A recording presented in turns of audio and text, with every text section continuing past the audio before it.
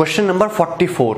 Question number 44 को ध्यान से देखेंगे, बहुत इंपॉर्टेंट क्वेश्चन है, ठीक है। लॉजिक भी इसमें थोड़ा सा कि साबरमती एक्सप्रेस में in Sabarmati Express there are as many wagons as there are number of seats in each wagon. मतलब साबरमती एक्सप्रेस में उतने ही डिब्बे हैं जितने की हर डिब्बे में सीटें हैं, ये कहने का मतलब है।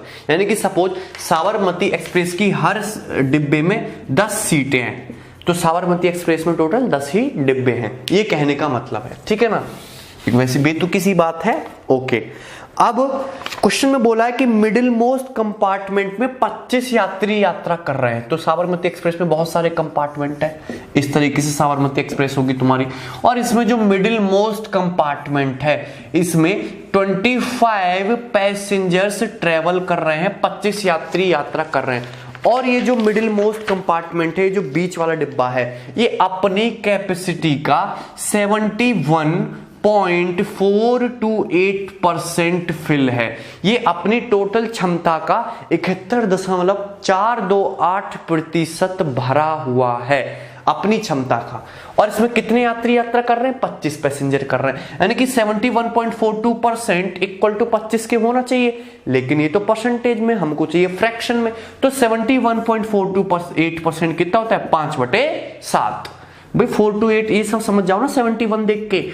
1/7 का मतलब होता है 14.2856%, ये होता है वैसे पूरा तो 1/7। अगर मैं दोनों तरफ 5 से मल्टीप्लाई कर दूं तो ये 71.428% आ जाएगा अप्रोक्सीमेटली। क्लियर है ना। तो ये 5/7 के इक्वल है। 71.428% फिल है, यानी कि अगर सपोज मिडिल वाले कंपार्टमेंट टोटल 7 यूनिट डिब्बे हैं, तो कितने फिल हैं? 5 यूनिट ही फिल है। और 5 यूनिट फिल है, यानी कि कितने यात्री ट्रेवल कर रहे हैं?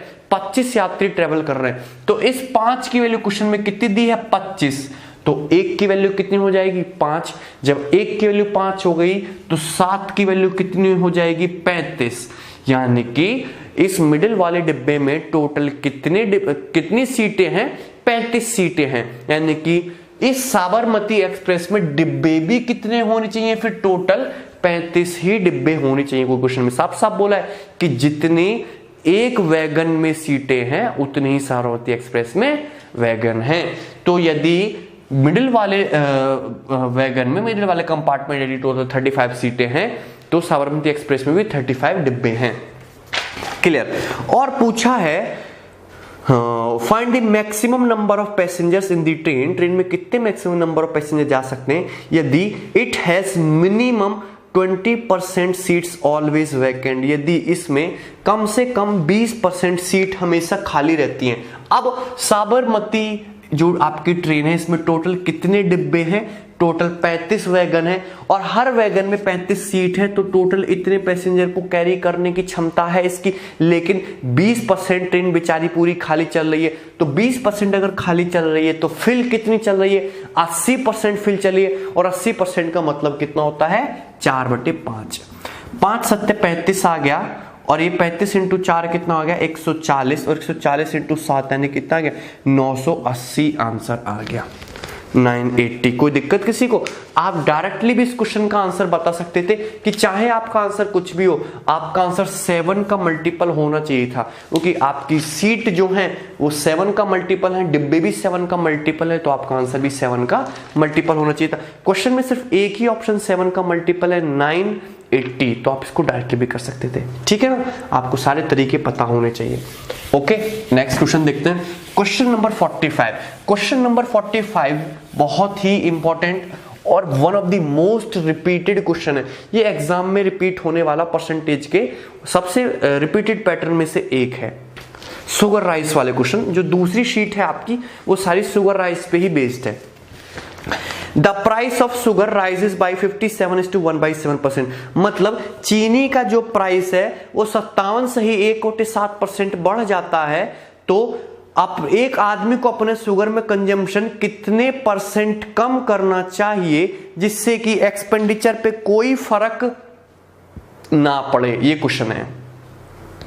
पहले क्वेश्चन को भूल जाओ, यहां पे फोकस करो। यहां पे फोकस कैसे कि एक आप कॉन्सेप्ट या फॉर्मूला याद करेंगे कि एक्सपेंडिचर बराबर होता है, क्या होता है, एक्सपेंडिचर बराबर होता है प्राइस इनटू कंजम्पशन। एक्सपेंडिचर बराबर होता है प्राइस इनटू कंजम्पशन। एक्सपेंडिचर का मतलब होता है खर्चा, प्राइस का मतलब होता है कीमत, और कंजम्पशन का मतलब होता है उपभोग। एक्सपेंडिचर बराबर प्राइस इनटू कंजम्पशन, खर्चा बराबर होता है कीमत गुणा उपभोग। सपोज आप मार्केट में गए और 10 रुपए पर केजी वाले चावल खरीद के लाए और 10 किलो चावल खरीद के लाए, तो आप कितने रुपए का सामान खरीद के लाए, आप 100 रुपए का सामान खरीद के लाए। तो 100 रुपए रहा आपका एक्सपेंडिचर, चावल का प्राइस रहा 10 रुपए पर केजी, और आपने कंजम्पशन कितने का किया, 10 केजी का कंजम्पशन किया, तो ये कितना है आपका 10 रुपए पर केजी है। बात समझ में है कि नहीं, क्लियर है, ठीक है, कोई दिक्कत। प्राइस जो होता है वो आपको रुपीस पर केजी में ही होता है हमेशा, क्लियर है, बात समझ में आ रही है, ठीक है। अब सपोज सब लोग ध्यान से समझेंगे, इसको भूल जाओ, इसको भूल जाओ, ठीक है। खर्चा बराबर कीमत गुणा उपभोग। सपोज आपके जो चावल की जो कीमत है वो 10 रुपए पर केजी से 11 रुपए पर केजी हो गई। 10 रुपए पर केजी से 11 रुपए पर केजी हो गई आपकी जो चावल की कीमत है, बढ़ के 10 से 11। तो क्वेश्चन में पूछा है कंजम्पशन में कितने की कमी करूं। कंजम्पशन यानी कि उपभोग में मैं चावल कितना खाना कम कर दूं जिससे कि एक्सपेंडिचर पे कोई फर्क ना पड़े, मेरा खर्चा कांस्टेंट रहे। तो देखो प्राइस हो गया मेरे भाई 10 रुपए से 11 रुपए पर केजी, तो कंजम्पशन कितना कर दो, कंजम्पशन कर दो आप अपना 11 केजी से 10 केजी के रेशियो में। अगर प्राइस मेरा 10 से 11 के रेशियो से चेंज हो रहा है तो कंजम्पशन को रिवर्स रेशियो यानी कि 11 से 10 के रेशियो से चेंज कर दो, आपका एक्सपेंडिचर क्या रहेगा, कांस्टेंट। ओके, अगर पहले कंजम्पशन देखूं तो पहले कंजम्पशन भी आपका 11 इंटू 10 110 रुपए का हो रहा था, और अब भी आपका कंजम्पशन 11 इंटू 10 अब भी आपका 110 रुपए का ही हो रहा है। क्योंकि तो यहां से रिजल्ट निकल के आया कि यदि मेरा एक्सपेंडिचर सेम है तो प्राइस अगर 10 से 11 हो रहा है तो कंजम्पशन को क्या कर दो, 11 से 10 रिवर्स रेशियो से चेंज कर दो। बात समझ में कि नहीं, क्लियर है, ठीक है। तो जैसे अब ये क्वेश्चन है, अब इस क्वेश्चन पे वापस आ जाते हैं।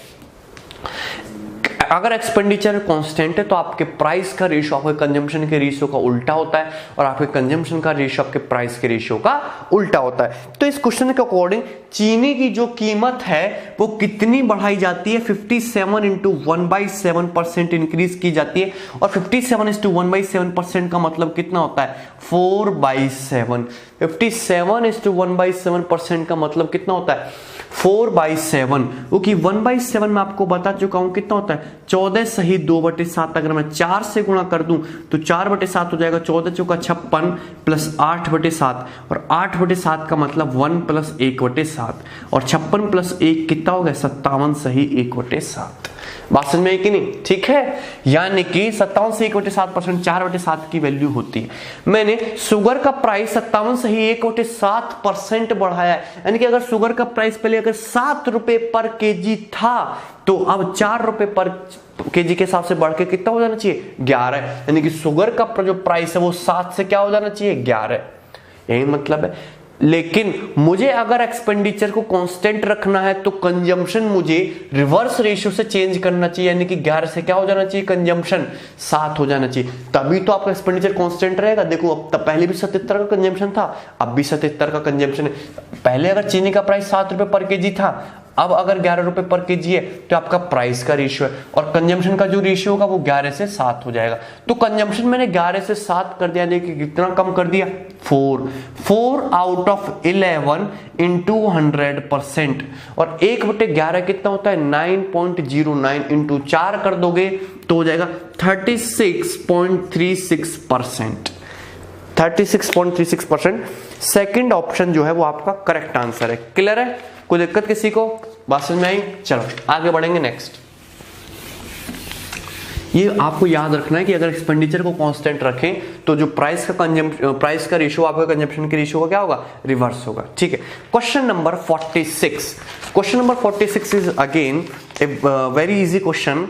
ए water pipe is cut into 2 pieces. एक वाटर पाइप है जिसको 2 भागों में काट दिया जाता है, एक लॉन्गर पाइप में, एक शॉर्टर पाइप में। जो लॉन्गर पाइप है लॉन्गर पाइप जो वो पूरे पाइप की लेंथ का कितना है 70%। जैसे ये आपका एक वाटर पाइप है, ये आपका एक वाटर पाइप है, बात समझ रहे हो कि नहीं। इस वाटर पाइप को अगर मैं काट दूं इस तरीके से काटा जाता है कि वाटर पाइप का जो एक लॉन्गर पार्ट में एक शॉर्टर पार्ट में, जो लॉन्गर पार्ट की लंबाई है वो पूरे वाटर पाइप की लंबाई का कितना है 70%। यानी कि अगर पूरे वाटर पाइप की लंबाई अगर 100 है तो लॉन्गर पार्ट की लंबाई कितनी है 70। तो ऑब्वियसली शॉर्टर की कितनी होगी 30, शॉर्टर की कितनी होगी 30। क्वेश्चन में पूछा है भाई how much percent is the longer piece longer than shorter piece, यानी कि आपका जो लॉन्गर पीस है वो शॉर्टर पीस से कितने प्रतिशत बड़ा है। तो कितने प्रतिशत बड़ा है 40 बड़ा है आउट ऑफ 30 इंटू 100, 400/3%, 400/3% या 133.33%, यानी कि डी ऑप्शन आपका करेक्ट आंसर है। डी ऑप्शन जो है वो आपका करेक्ट आंसर है। क्लियर, कोई दिक्कत? आपको बस कंसेप्ट क्लियर होना चाहिए, परसेंटेज को फ्रैक्शन में, फ्रैक्शन को परसेंटेज में, कहां पे बेस लगाना है, कहां पे मोर करना है, कहां पे लेस करना है, इन सब चीजों के साथ आपको प्ले करना आना चाहिए। Question number 47, the price of rice falls by 20%। Question number 47 चल रहा है, ठीक है। हाँ, चावल की जो कीमत है वो कितनी 20% गिर जाती है। तो एक आदमी को कितना चावल, how much rice can be bought more with the money that was sufficient to buy 20 kg of rice previously. यहां पे मोर है, मोर वर्ड नहीं आना चाहिए, मोर हटा दो, ठीक है। The price of rice falls by 20%।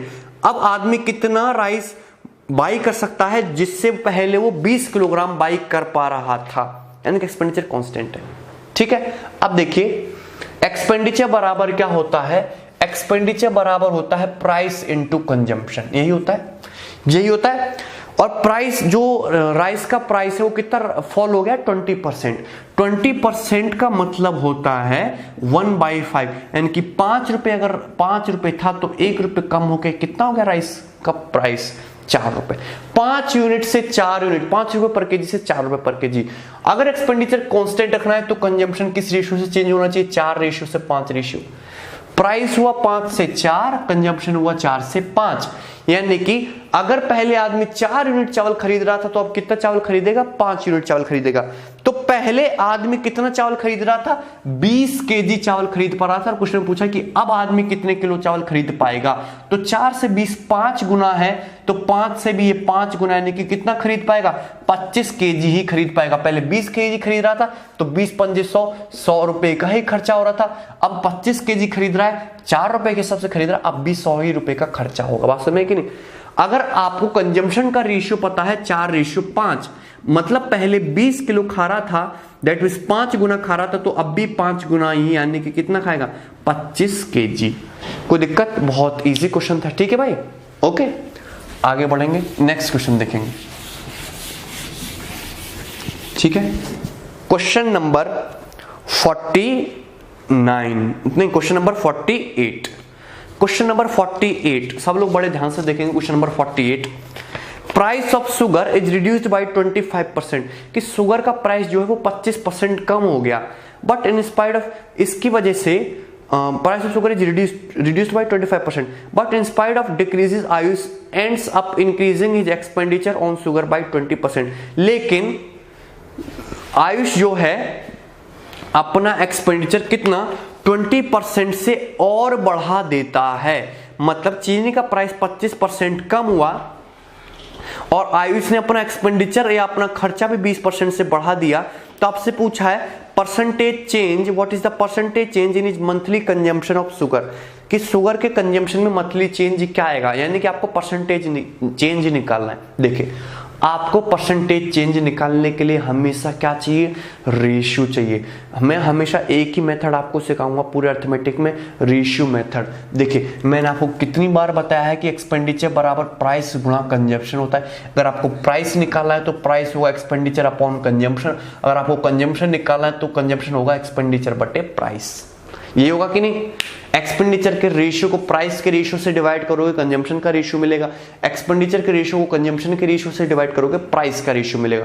तो हम सेम यही लॉजिक इस क्वेश्चन में लगाने की कोशिश करते हैं कि एक्सपेंडिचर बराबर है आपका प्राइस इनटू कंजम्पशन, प्राइस है बराबर एक्सपेंडिचर अपॉन कंजम्पशन, और कंजम्पशन है एक्सपेंडिचर बटे प्राइस। ठीक है, वेरी गुड।